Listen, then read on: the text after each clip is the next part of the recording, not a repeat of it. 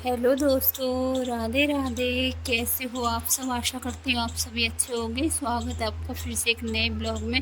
तो आज तो ब्लॉग काफ़ी दिनों बाद आया है, क्योंकि देखो मैं इतनी ज़्यादा बीमार हो गई थी बीच में कि मतलब ब्लॉग बनाने की तो क्या, घर में काम करने की भी मेरी हिम्मत नहीं रही थी। इतनी तबीयत ख़राब हो गई थी बीच में मुझे, इतनी ज़्यादा परेशानी हो गई। मेरा लास्ट ब्लॉग गया था 18 अप्रैल को। उसके बाद में कोई ब्लॉग नहीं डाल पाई, क्योंकि 19 और 20 अप्रैल को मुझे कहीं बाहर जाना था, वहाँ गई थी।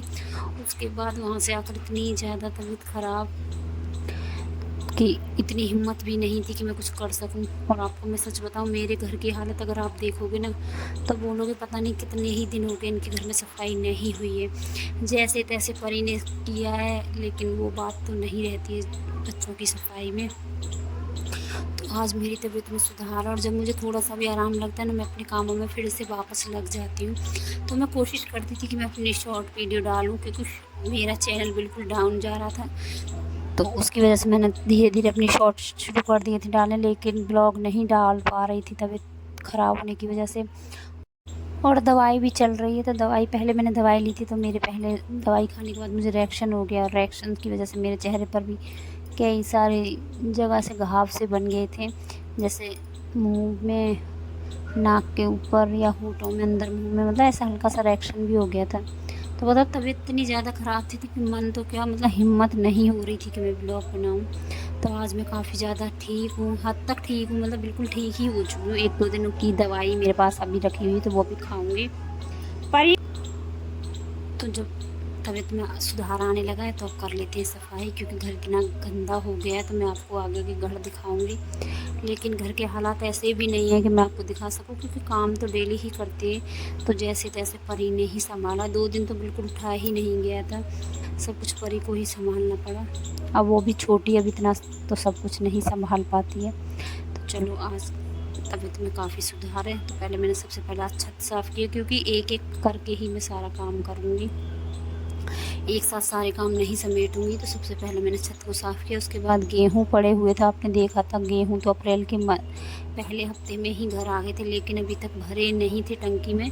तो फिर मैंने कोशिश की, हिम्मत करने के बाद मैंने अपनी टंकी को सुखाया, धूप लगाया, टंकी रख दी थी अंदर। और मौसम होने लगा है बीच में ख़राब, तो इन्होंने ही टंकी को भर दिया। बाकी जो गेहूँ फैले पड़े थे वो सब करने थे मुझे साफ़। तो उन सभी गेहूँ को साफ़ करके टंकी को अच्छे से ढककर, कवर करके, बिल्कुल कवर से ढककर, साड़ी रखी थी, साड़ी से अच्छे से कवर कर दिया पूरी टंकी को। गेहूँ की टंकी जो होती है, सभी के यहाँ होती है, तो मैंने अपनी टंकी को अच्छे से कवर कर दिया। सारे गेहूँ एडजस्ट कर लिए। कुछ गेहूँ मैंने धोकर सुखा दिए, कुछ अभी कल को सुखाऊंगी, क्योंकि इतनी हिम्मत नहीं थी कि सारे गेहूँ एक साथ धुलूँ। तो जब मैं गेहूँ धुलने गई थी तो तभी मैं रख गई थी आज ढोकला बनने के लिए। तो आप देख सकते हो मेरा ढोकला बनकर तैयार हो गया है। कट कर लेती हूँ। और मैं सच बताऊँ, बोलते हैं 10 मिनट में बन जाएगा, 15 मिनट में बन जाएगा, लेकिन 10 या 15 मिनट में ढोकला नहीं। अगर हमारे पास स्टैंड होता है, सारा कुछ सामान हमारे पास होता है, सुविधा होती है, तो शायद से बन जाता होगा। लेकिन मेरा ढोकला पूरे पौन घंटे में बना था। 1 घंटे में 10 मिनट कम थे, तब मेरा ढोकला बन के तैयार हुआ था।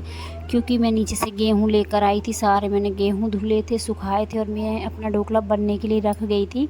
और मेरा ढोकला पूरे 1 घंटे में तैयार हुआ था। उसके बाद मैं बीच में आकर देख कर गई थी, तो थोड़ा था इसमें कसर, तो मैंने उतनी देर में नहा भी लिया था।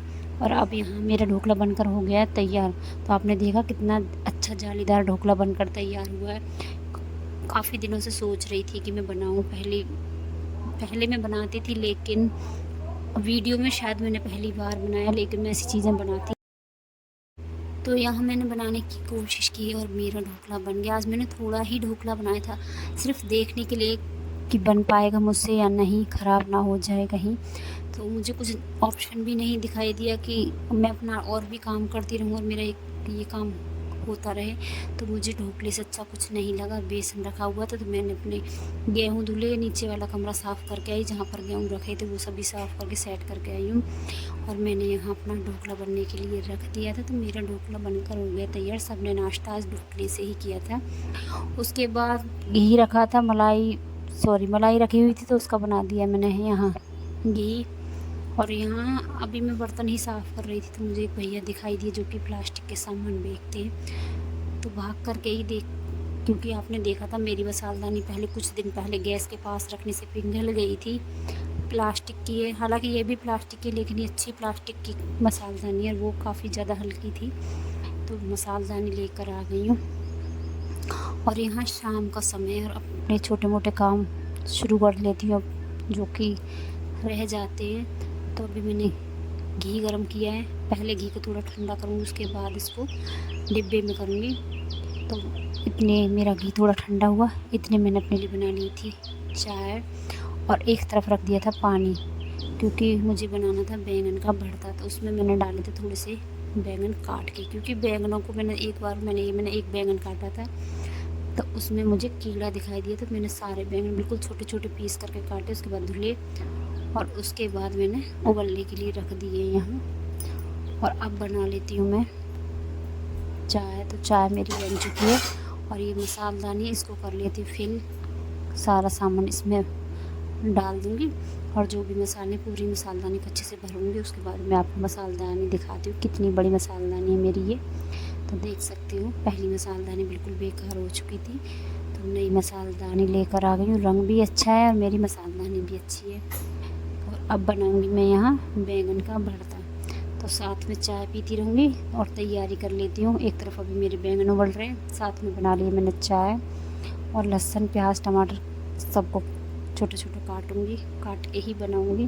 तो सबको बारीक काट कर तैयार करके रख दिया है, सब सामान तैयार करके रख कर आ गई हूँ अंदर, क्योंकि अभी समय देख सकते हो आप काफ़ी दिन है, तो अभी काफ़ी समय है खाना बनने में। तो मेरे 2 दिन पहले मैंने जो गेहूँ धुले थे वो तो सूख चुके हैं, और जो मैंने आज धुले हैं वो भी पड़े हुए हैं। तो जो मेरे गेहूँ सूख चुके हैं उनको मैं छान कर तैयार कर लेती हूँ, क्योंकि आटा ख़त्म होने वाला है।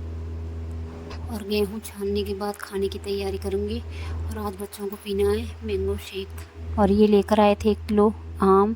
बाज़ार में पूछा था तो 80 रुपये का 1 गिलास था, लेकिन 80 रुपये के 1 किलो आम आ गए हैं। तो आप समझ सकते हो कहाँ 1 गिलास और कहाँ पूरे परिवार के लिए हो जाएगा। अगर हम घर में कोई चीज़ लाकर बनाते हैं तो काफ़ी फ़र्क पड़ता है।